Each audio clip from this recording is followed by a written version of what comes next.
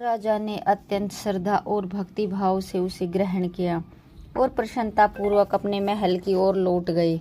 महल पहुंचकर जब राजा अपने सिंहासन पर बैठे तो उनकी दृष्टि प्रसाद रूप में मिली हुई पुष्पमाला पर पड़ी। सुंदर फूलों की माला से मधुर सुगंध आ रही थी, परंतु तभी राजा की आंखें ठहर गई। माला में एक काला बाल फंसा हुआ था। यह देखकर राजा के मन में विचारों का बवंडर उठ खड़ा हुआ। यह कैसी विचित्र बात है, इस पुष्पमाला में यह बाल कहाँ से आया? जगन्नाथ जी के तो बाल नहीं है, फिर यह बाल इस माला में कैसे? निश्चय ही इसमें उस पुजारी की ही कोई चाल है। लगता है उसने अपने गले से उतारी हुई माला भगवान को पहना दी और वही मुझे प्रसाद रूप कहकर दे दी। राजा के मन में संदेह की आग धड़कने लगी। कुछ ही समय में राजा ने सैनिकों को आदेश दिया, तनीसा महापात्र को तुरंत मेरे समक्ष प्रस्तुत किया जाए। राजा के गुस्से से सैनिक कांप उठे और शीघ्र ही महापात्र जी को राजमहल ले आए। राजा सूर्यवर्मा का क्रोध उनके मुख पर अग्नि की भांति प्रकट हो रहा था। उन्होंने महापात्र को देखते ही कठोर स्वर में कहा, अरे पुजारी जी, आप मुझे भगवान की माला में एक काला बाल मिला है।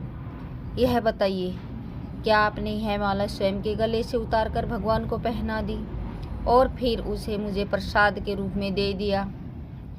फिर वे और भी तीव्र स्वर में बोले, आपने अन्नदाता भगवान जगन्नाथ के नाम पर मुझे धोखा दिया है। सच सच बताइए और मुझे झूठ बोलने का साहस मत करिए, अन्यथा ऐसा दंड दूंगा कि आपकी आने वाली पीढ़ियां भी इसे याद रखेंगी।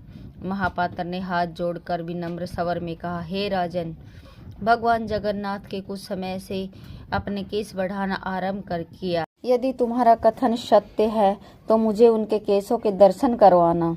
यदि मैं स्वयं भगवान के बाल देख पाया तो तुम्हें सम्मान, पुरस्कार और प्रतिष्ठा दी जाएगी, किंतु यदि यह बात झूठ साबित हुई तो मैं तुम्हें इस राज्य से निष्कासित कर दूंगा।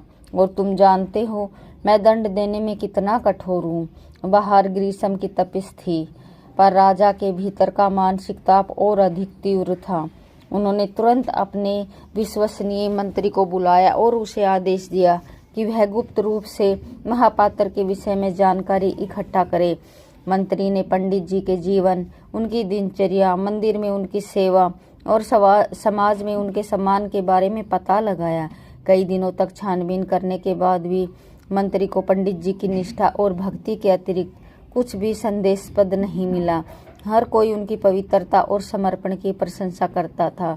उधर पंडित तनसा महापात्र उस घटना के